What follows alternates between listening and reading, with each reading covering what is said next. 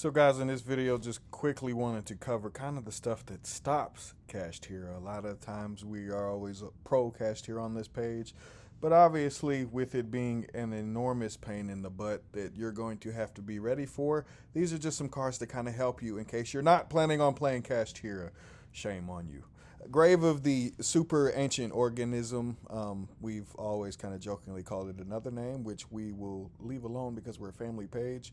Is a very, very powerful choice because, well, it says level 6 or higher special summon monsters on the field cannot declare their attacks, nor can they activate their effects, which puts it way behind another deck that doesn't need to do that. So therefore, if you're playing, let's say, a deck like Subterror, well, you got a pretty strong floodgate to slip inside of your deck. And on that would go. Whatever deck you could play this in and get away with it, just consider it. Imperial Iron Wall is also the same because, well, it's telling your opponent in a continuous trap form that they cannot banish. Skill Drain, Monarchs Erupt, and those kind of decks, and obviously any kind of deck that can slip a Skill Drain in and be able to punch over, let's say, a Fenrir most of the time is also a very, very strong choice. And then last but not least, in talking about the trap cards, Dimensional Barrier being an obvious card, Goes and Match being a very obvious card as well because, again, if you are unfamiliar, a lot of the Kashtira monsters are varying in their attributes. Therefore, you have something relatively strong as well with Goes and Match. A pointer in the mirror will actually be insane because you'll be able to steal cards that your opponent will not get back. And that may be something, but especially inside of Kashtira will be stupid, which we've already covered in other videos. Before we move on to some of the other spell-related cards and monster-related stuff, I also had to slip evenly in up here because a lot of your boards will end on pretty much really, really powerful effects that can just be completely wiped out.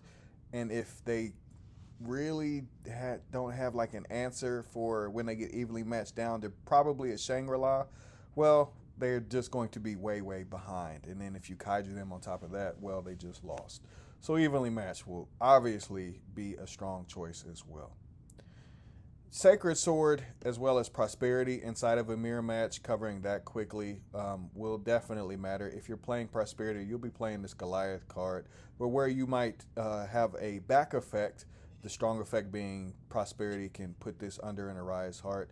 The bad effect being that if you're playing against a mirror match and your opponent has mind hackered you or has the potential to mind hacker you and can follow that up on the next turn, well, Prosperity then becomes worse, especially inside of a mirror match, and that's where you may have to have a little bit of a debate with yourself on what card you exactly want to play and if you want to get punished hard for playing Prosperity over Sacred Sword.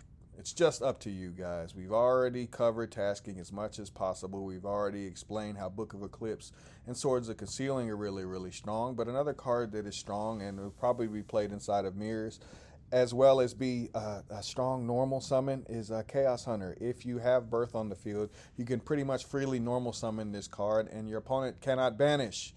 And additionally, while it will lose to a card like Tasking, because, well, if your opponent cracks you in the head with the Tasking, you're kind of asking for it, which will happen a lot. Chaos Hunter is a really, really strong choice as well. Reaper, obviously, for obvious reasons. And then Lava Golem and Sphere Mode being the popular versions. The not so popular version is Kirikara Div Incarnate because your opponent basically in a Dark Ruler in reverse style of way with the ability to actually get punched in the head for a hell of a lot of damage is also really, really strong because, well, let's face it, your opponent will be activating monster effects religiously in their turn, especially if they're playing Kashtira. So again, guys, as we round these out, these are all strong cards that you can pick. I think a good player will just sit their stuff in defense. I don't think you'll catch them with that. Being able to use enemy controller as well as the Earth Charmer inside of your extra deck to be able to punish their Fenrirs, steal their Fenrirs, and then punish and get Shangri-Las off of the board, you will definitely have to kind of have an access to. And Lancia and many, many other cards I kind of assume to come back in as well. Probably the card that we'd want to round out on. The one that I'm kind of confused about is whether or not the specificity of Arise Heart with where does the Shangri-La have to have activated, as well as whose Shangri-La has to have activated, because if you can just take it and it basically says if it is activated its effects and it didn't matter whose it was, then maybe being able to take it away and then overlay directly on top of it, or any Kashtira card, is probably a strong choice as well. And with a card like Tasking, you'll be able to jump into them rather quickly, especially with a card like Talents, which is basically those cards in general. Crimson Blader is the card I wanted to round out the video on, and yeah. If you can land this card, you might be in a win more position to play this card, but in case you are not, and maybe you cannot lock the game up, Crimson Blader being basically a reverse version of the Grave of Super Ancient Organism, or at least a version of that on legs. I think Crimson Blader is actually a little bit older. I definitely had to mention that. Guys, let me know what tech cards you have to kind of take out Kashtira and take out your frustrations on them, and I'll see you next time. Many videos in a few days. I'm out. Arrivederci.